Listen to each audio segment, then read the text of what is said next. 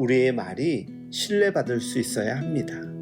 거창한 맹세가 필요 없는 말의 신중함과 진실함은 사람들과의 관계에 있어서 즉흥적인 선심성 약속이나 호언장담을 삼가는 것으로도 적용됩니다. 처음에는 흥분한 기분에 따라 생각 없이 선뜻 철석같이 약속을 해놓고 나중에 생각해보니 지키지 못할 상황이 되었습니다. 마음이 변해서 아까운 생각이 들 수도 있고 현실적인 자기 상황이나 능력이 그것을 지킬 수 없는 경우도 있을 것입니다. 그래서 슬그머니 혼자 취소해 버렸습니다.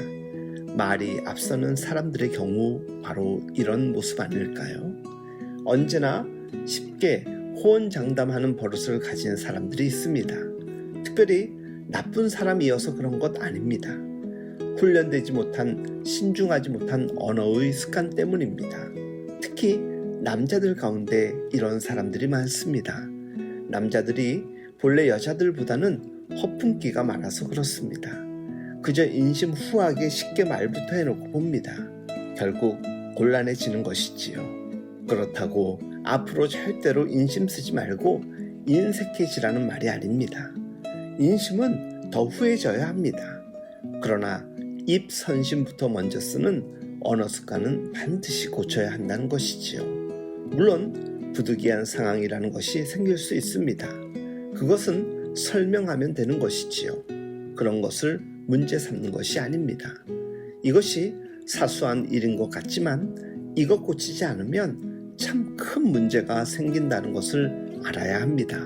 우리의 말이 신빙성이 없으면 내 자신이 불신을 받는 것은 좋은데 문제는 다른 데 있습니다.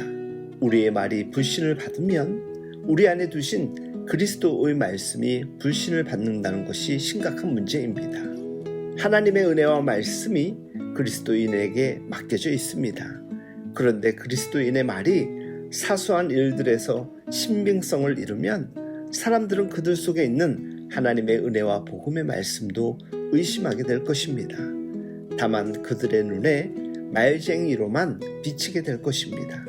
우리가 누군가를 전도하여 교회로 이끌기 전에 먼저 해야 할 일이 있지요. 그것은 우리의 언어에 신뢰를 얻는 것입니다.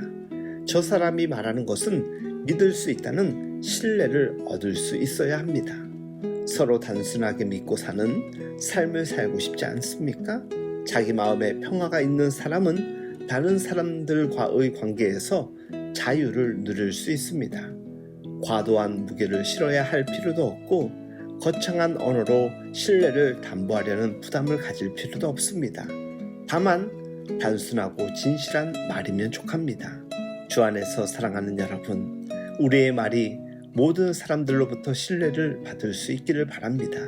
그리고 우리가 얻은 그 신뢰를 가지고 많은 사람들에게 복음을 전하는 여러분들의 삶이 될 수 있기를 예수님의 이름으로 축복하며 응원합니다.